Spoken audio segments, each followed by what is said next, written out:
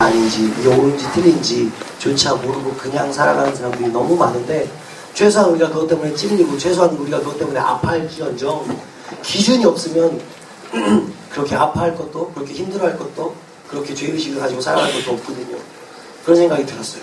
오늘 아침에 기준이 있는 삶이 참 중요하다. 아까 말씀드렸어요. 우리 넘어질 수 있어요. 실수할 수 있고 죄도 질 수 있어요. 그럴 수 없다는 게 아니라, 그럼에도 불구하고 기준이 있기 때문에 맞다, 내가 이런 삶을 살았지, 기준이 있기 때문에 내가 이렇게 살아야지 라고 우리가 생각할 수 있는 삶 참 좋다. 성경 영어로 뭐라고 그랬죠? 뭐라고요? 캐논이 무슨 뜻이에요? 기준. 대나무자 기준.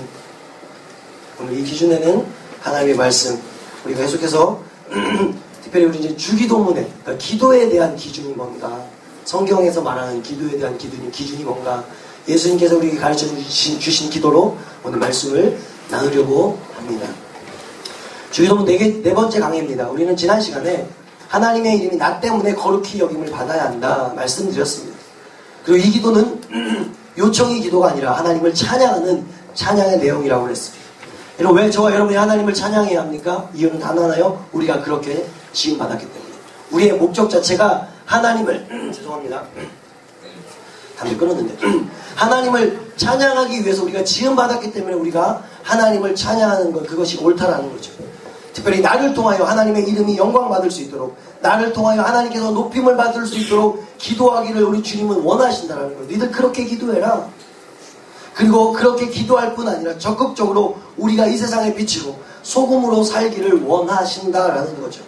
기억하십니까? 알렉산더 대왕? 모르시는군요. 알렉산더 같이 살아라. 내 이름을 바꾸든지 내 삶의 태도를 바꾸든지.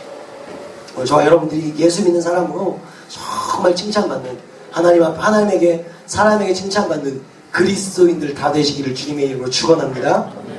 오늘 주기도문 네 번째 시간에 좀 줄이다가 이제 두 가지를 하는데, 어쨌든 보겠습니다. 나라가 임하옵시며 뜻이 하늘에서 이루어진 것 같이 땅에서도 이루어지이다. 우리 10절 한번 같이 읽어볼까요? 시작.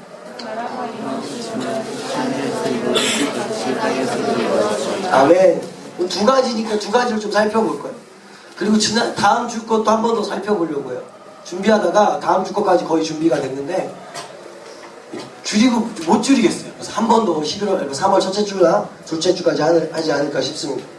자, 먼저 나라가 임하옵시며, 여러분 이 짧은 한마디의 기도가 얼마나 중요한지 아십니까? 자, 우리 주보를 한번 보시겠습니까? 주보를 한번 보면, 주보 2014년 메인 우리 주제가 뭐예요? 한번 읽어볼까요? 시작. 땅에서 이루어진 하나님의 뜻. 여기에서 저희 목회 철학입니다. 하나님께서 저에게 허락하신 건데요. 어쨌든 좀 더 살펴보겠습니다. 중요하다라는 거죠. 이 주기도문의 핵심이 바로 나라가 임하옵시며. 어디에? 이 땅에. 바로 이 기도문 안에 모든 것이 다 주기도문 안에 담겨져 있습니다. 왜 그러냐면 예수님께서 이 땅에 오신 이유가 바로 하나님의 나라를 이 땅 가운데 실현코자, 이 땅 가운데 이루시고자 예수님께서 이 땅에 오셨기 때문에 그렇습니다. 그래서 예수님의 가르침은 언제나 하늘나라, 하나님 나라에 집중되어 있습니다. 예를 들어 마태, 마가, 누가, 요한복음, 이 복음서를 사복음서라고 합니다. 이 사복음서 가운데 가장 먼저 쓰여진 복음서가 마가복음이거든요. 마태복음이 제일 먼저 있다고 해서 마태복음이 먼저가 아니에요. 마가복음이 제일 먼저 써 있어요. 근데 마가복음 1장 15절, 다시 말해서 예수님께서 첫 사역을 시작하시면서 이렇게 말씀하십니다. 이르시되 때가 찼고 하나님의 나라가 가까웠으니 회개하고 복음을 믿으라. 무슨 말이에요? 가장 먼저 이 땅을 사역을 시작하면서 하나님의 나라를 선포하셨다는 거죠. 무슨 말이에요? 예수님께서 이 땅에서 가장 중요하게 생각하는 것 중에 하나가 뭐라는 거죠? 하나님의 나라. 그 외에도 여러 곳에서 하나님의 나라에 대해서 주님은 선포하셨습니다. 그렇다고 본다면 본문에서 말씀하시는 나라는 무엇일까? 하나님 나라는 무엇일까? 여러분, 나라가 뭐예요? 우리가 나라를 정의할 때 세 가지 요소를 가지고 있습니다. 하나는 뭐가 있어야 돼요? 뭐? 땅. 또 하나는요? 바다? 누구야? 바람? 뭐야? 국민, 주권, 또 영토. 이 세 가지가 있어야 되는 거예요. 국민, 뭐라고요? 그 다음에요? 영토. 이 세 가지가 있어야 나라라고 인정받습니다. 이 세 가지 중에 어느 것 하나라도 빠지면 온전한 국가, 온전한 나라는 될 수 없는 거죠. 우리나라 잊고 싶은 과거가 있습니다. 그것은 일본의 식민지로 36년간의 아픔이었습니다. 분명히 조선 사람들이 조선 땅에 살지만 우리에게 주권이 없었기 때문에 우리는 나라를 행사할 수 없었습니다. 여러분, 요즘 제가 감격시대에 푹 빠져서 감격하고 있는데요. 추천합니다. 전 재밌습니다. 그 감격시대를 주인공 남자 이름이 뭐죠? 신이죠. 아니 그 진짜 이름 말고 거기에 그게 나오는 신씨입니다. 그 보면 딱 그 배경으로 일제시대를 배경으로 하고 있는 거죠. 여러분, 독립운동이 뭐예요? 우리나라를 되찾겠다고 하는 거죠. 아니, 땅도 조선 거고 국민도 조선 사람인데 왜 독립운동을 하는 거예요? 왜 내 나라를 되찾으려고 하는 거예요? 우리에게 뭐가 없었습니까? 주권이 없었어요. 주권. 여러분, 그 시기는 우리 민족에 있어서 나라 없이 살았던 암울한 시기로 기록되고 있습니다. 대한민국이라는 나라는 있는데 국제사회에서 한 나라로 인정받지 못했습니다. 뭐가 없기 때문에? 주권. 이 주권을 일본이 빼앗아갔습니다. 그래서 조선 사람들이 조선 땅에 살지만 국가로서 누려야 할 것들을 누리지 못했다는 거죠. 그럼 역사 이야기를 조금 하면 고종이 1907년에 네덜란드 수도에서 헤이그에서 개최된 제2만국평화회의의 특사를 파견하는 일이 벌어집니다. 그때 이제 어떤 일본의 을사늑약에 대해서 불법성을 폭로하고 한국의 주권을 세계 열강들에게 알리면서 하는 그런 어떤 외교 활동이었습니다. 그래서 일명 헤이그 특사를 파견하게 되는 거죠. 그러나 일본은요, 1904년 2월에 그 러일 전쟁을 도발 이후에 한국을 합병하기 위해서 외교 활동을 벌여서 미국, 영국, 독일, 프랑스 등 열강이 일본의 한국 침략을 묵인하도록 벌써 어떤 외교 정치를 했던 거죠. 그래서 외교권과 통치권을 박탈하고 조선을 국사 시간인가? 보호국으로 삼는 을사조약을 강제로 결의하였기 때문에 1907년 그 만국평화회의에서 한국의 발언권조차 한국 사람들이 얻지 못했다는 거죠. 이것이 주권 없기 때문에 벌어진 아픔이었습니다. 한국이라는 나라는 없었습니다. 그러니까 국민도 땅도 주권도 다 있어야 한 국가가 성립된다고 저는 말하고 있는 거죠. 그런 의미에서 오늘 지금 예수님께서 예수님의 기도에서 하나님의 나라를 이야기합니다. 하나님의 나라의 개념도 똑같습니다. 여러분, 그 전에 아까 주권이 무엇입니까? 찾아봤어요? 국가의 의사를 최종적으로 결정하는 권력, 또 대내적으로는, 그러니까 국가적으로는 최고 권력적 힘이고 대외적으로는 자주적 독립성을 가진다는 거죠. 이 주권이. 이게 있어야지 외적으로 봤을 때 저게 한 나라구나 이렇게 인정함을 받는다는 거예요. 네이버 법률사전에서 이야기합니다. 그러니까 하나님의 나라는 하나님의 온전한 통치, 즉 하나님의 주권을 인정하고, 한번 따라해볼래요? 하나님의 주권을 인정하고 그분의 뜻대로 살겠습니다 라는 고백과 동시에 결단이라는 거죠. 내가 하나님의 나라, 하나님의 백성이라는 것은 하나님의 주권을 인정하고 하나님 뜻대로 살겠습니다 라고 인정하는 게 하나님을 믿는 사람들의 모습이라는 거죠. 우리가 예수 그리스도 통해서 죄사함을 받았습니다. 하나님의 자녀가 되고 하나님의 백성이 되었습니다. 그런 의미는 하나님의 통치를 받겠다고 인정하는 거예요. 하나님의 주권을 하나님의 주권에 대해서 인정하는 거죠. 그런 의미에서 우리의 삶의 주인은 하나님이죠. 하나님의 절대적인 그 주권은 내가 선택하고 내가 결정하는, 즉 그 결정권이 나에게 있는 것이 아니라 오직 나를 선택하시고 나를 자녀 삼으신 하나님에게 있음을 인정하는 사람이 하나님의 백성, 하나님의 나라를 이루어가는 사람들이라는 거예요. 그렇게 본다면 하나님의 나라가 어디까지라는 거예요? 오늘 하나님의 백성들이 사는 이곳이 하나님의 나라가 될 수 있다는 거예요. 하나님의 말씀에 순종하는 그곳이 하나님의 나라가 되는 거예요. 아무리 교회를 다니고 신앙의 연조가 오래되었어도 하나님의 말씀에 순종하지 않는다면 우리가 서 있는 곳은 하나님의 나라가 될 수 없다는 거예요. 그래서 우리가 나라가 임하옵시며 라고 기도할 때마다 하나님, 우리를 죄에서 구원하신 하나님 감사합니다. 그러나 한 걸음 더 나아가서 하나님의 온전한 통치가 나의 삶 가운데 이루어지게 하옵소서라는 기도 제목이 담겨져 있어야 한다는 거예요.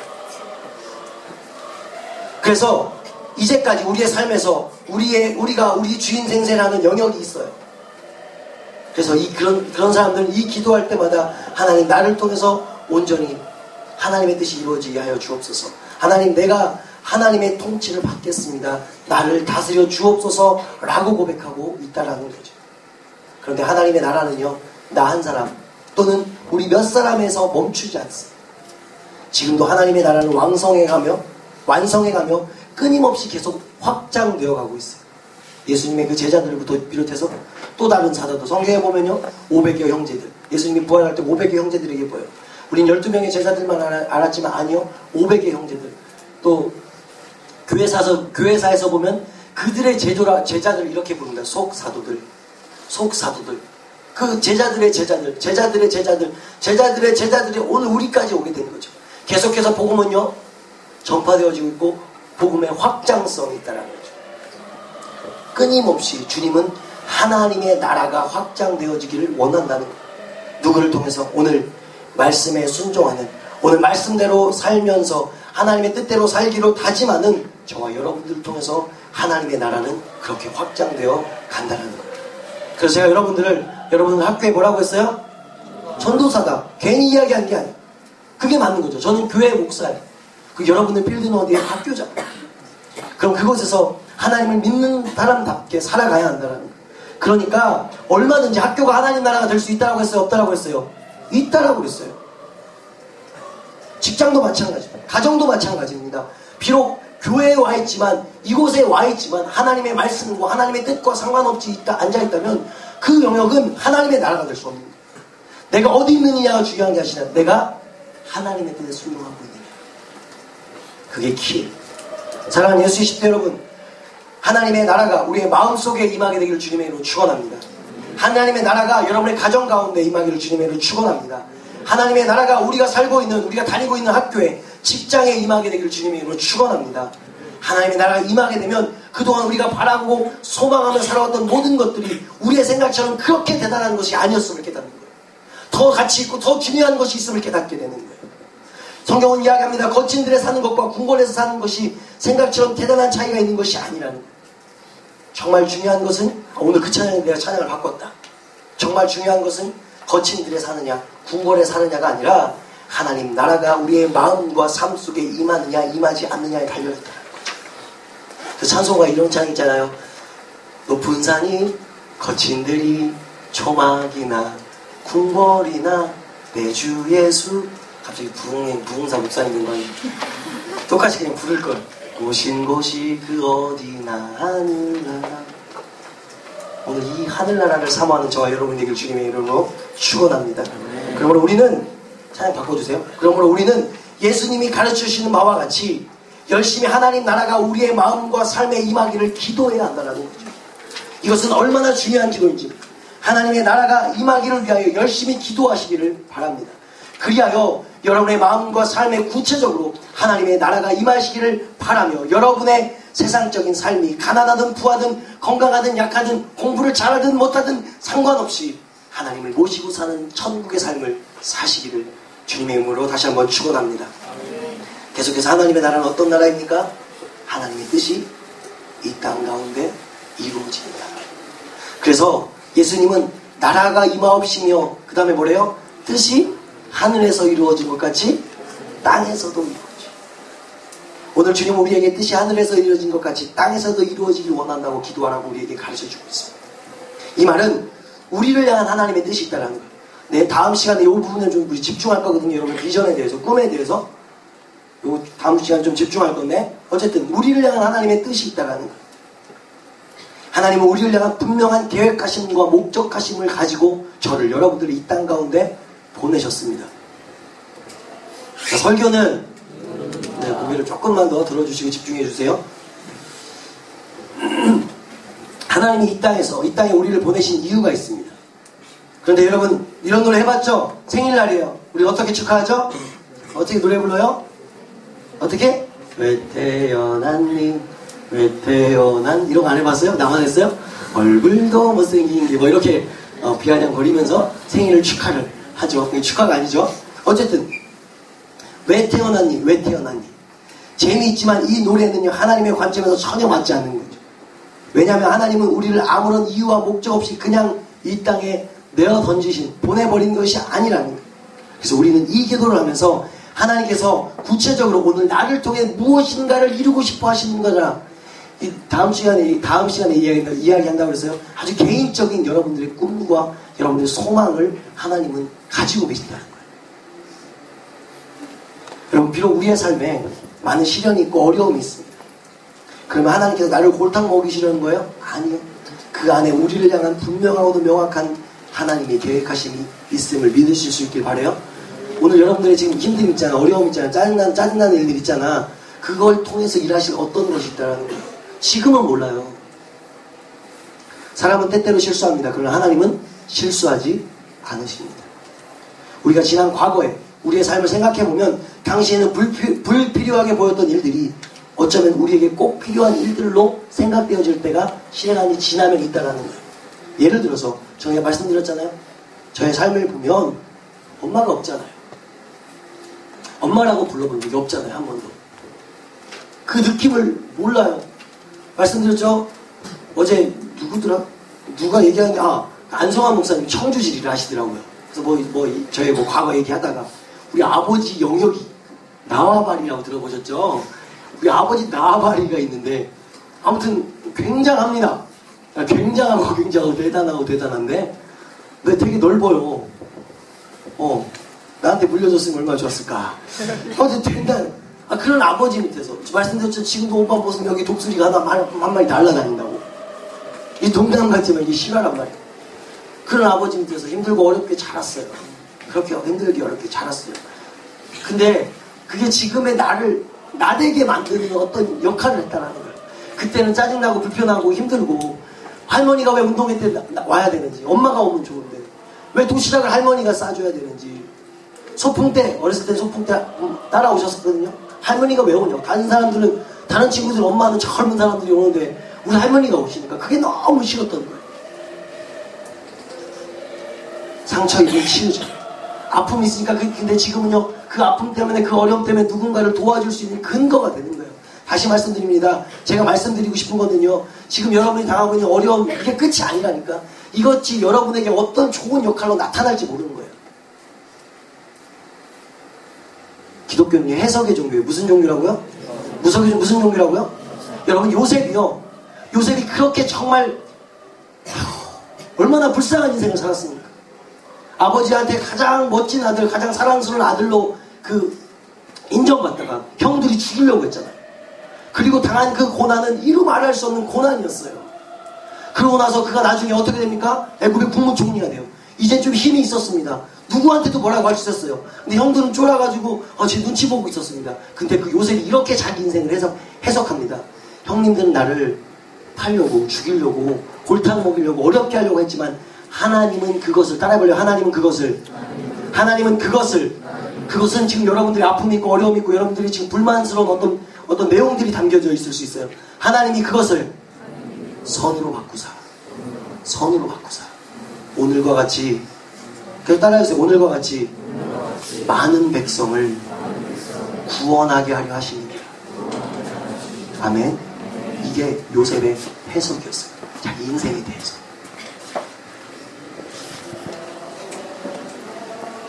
하나님은 우리가 생각하기에 불필요한 일들도 꼭 그렇지 않을 수 있어요.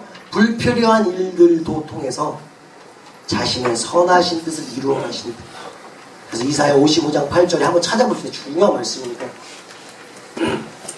뼈의 세계도 좋을 말씀. 이게 이해가 안 돼서 목사님도 힘들어하는 부분들이 있죠. 그럼에도 불구하고 진리의 말씀이니까. 이사야 55장 8절 말씀입니다.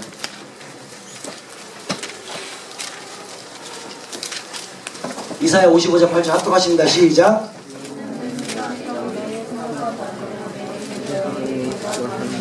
여러분 눈을 읽으세요. 이는 내 생각이 너희 생각과 다르며 내 길은 너희 길과 다름이니라. 아멘. 그러니까 우리의 생각하기엔 지금 불필요하고 짜증나고 어렵고 힘든 일일 수 있지만 그 일이 결코 그걸로 끝날 일이 아니라는 거예요. 과거의 일이 하나님의 뜻대로 주어졌다면 우리에게 어떤 소망이 생기는 거예요? 미래의 일 역시 하나님의 뜻 안에서 이루어질 것들에 대한 소망이 생기는 거죠. 상처도 받겠죠. 아픔도 있겠죠. 눈물도 흘리겠지만 궁극적으로 하나님께서 우리를 통하여 이루고 싶어 하시는 그 일들을 마침내 반드시 이루신다라는 거예요. 그러나 불순종하면 자꾸 그것들이 늦어지는 거예요. 자꾸 딜레이 되는 거죠. 우리를 향한 하나님의 뜻이 하루라도 빨리 우리의 삶 가운데 이루어지기를 소원하고 기도하시는, 순종하시는 저와 여러분들이 다 되시기를 주님의 이름으로 축원합니다. 우리가 뜻이 하늘에서 이루어진 것 같이 땅에서도 이루어진다 해서 생각할 수 있는 것 또 하나의 것이 있는데, 그것은 바로 하나님의 뜻이 땅에서 이루어지길 위하여 지난주하고 똑같아요. 나를 사용해달라는 거예요. 다시 말해서 우리가 하나님의, 예수님의 동역자가 된다는 거죠.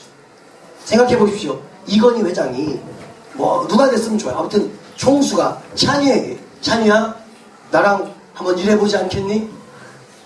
오, 대박. 더 무슨 할 말이 있겠어요. 그 정도 사람이 자기와 함께 일하자는데, 제가 돈이 없는데요. 내가 있잖아. 제가 좀 잘못하는데 내가 도와줄게.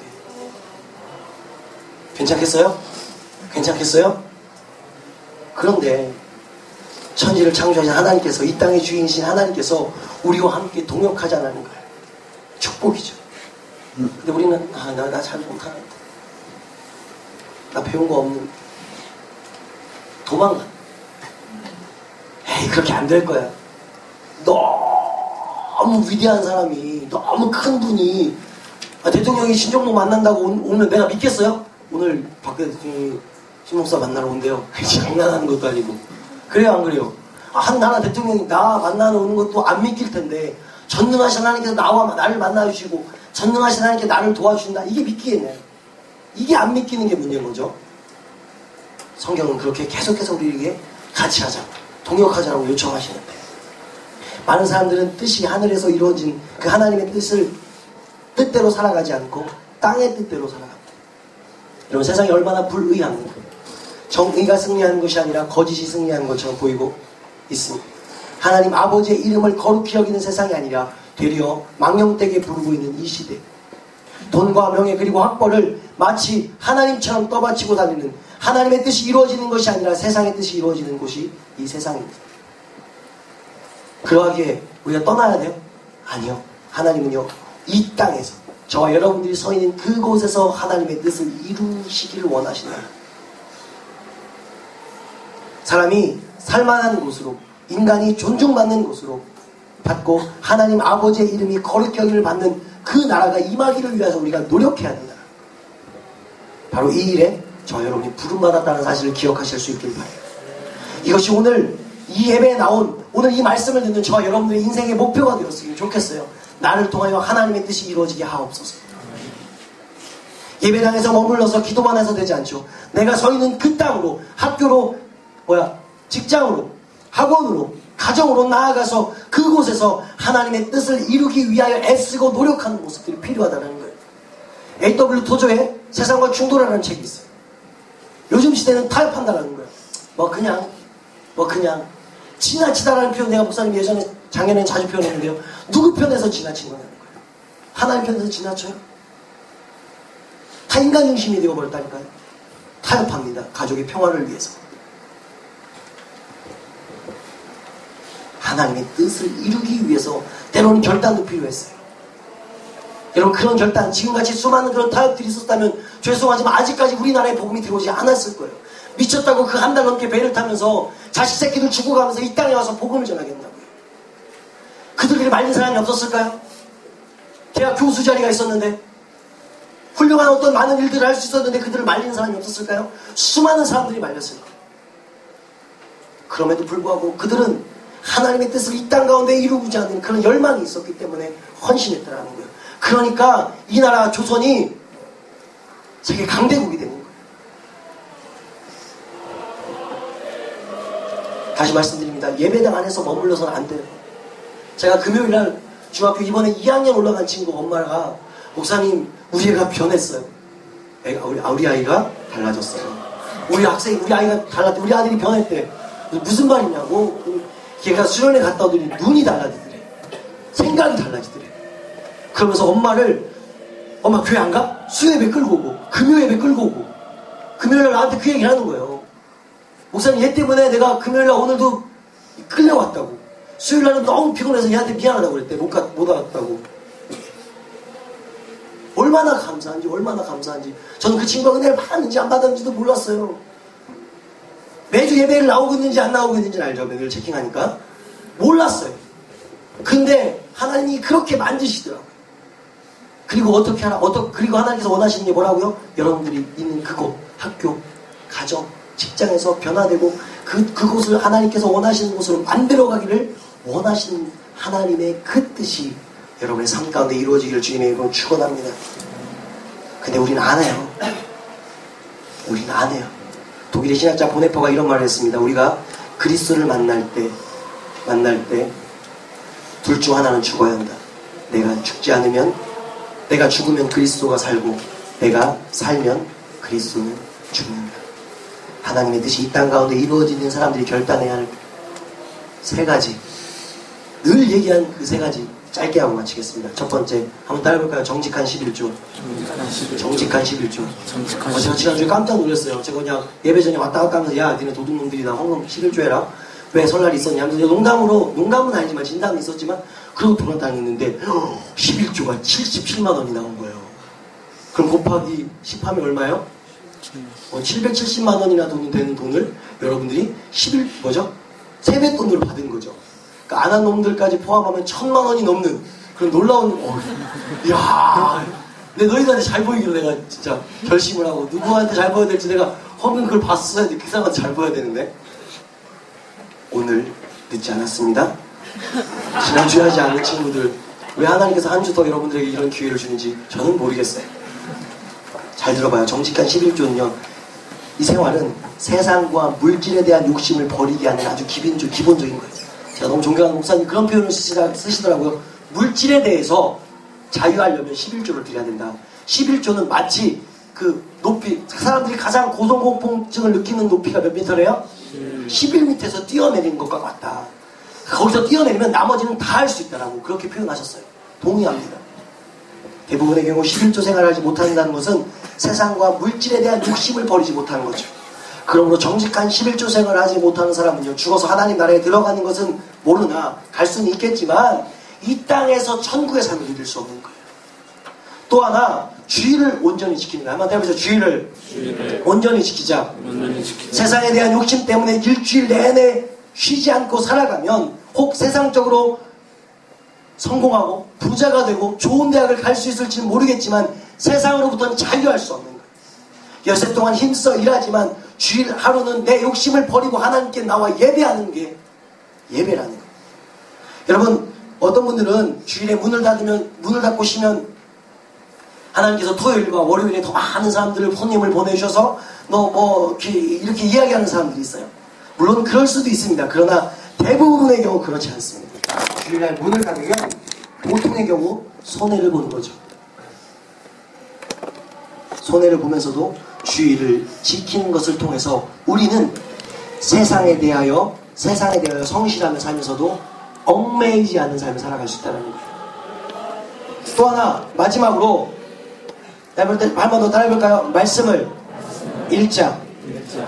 여러분, 하나님의 말씀을 통해서 하나님의 의도, 하나님의 계획, 하나님의 뜻, 하나님의 섭리를 알 수 있는 거예요.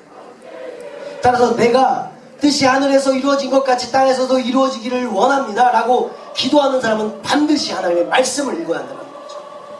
그래야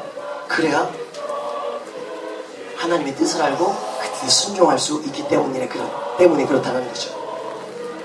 나를 통하여 하나님의 의도, 하나님의 뜻, 하나님의 섭리가 여러분을 통해서 이루어지기를 주님의 이름으로 축원합니다. 크고 작은 의미를 끌어올려 자신이 얼마나 연약하지만 하나님께 얼마나 귀한 존재인지를 깨달을 수 있는 하나님의 그 말씀 앞에 서시는 저와 여러분들이 다 될 수 있기를 주님의 이름으로 축원합니다. 한번 따라할까요? 하나님의 뜻이 나를 통하여 이루어지게 하옵소서.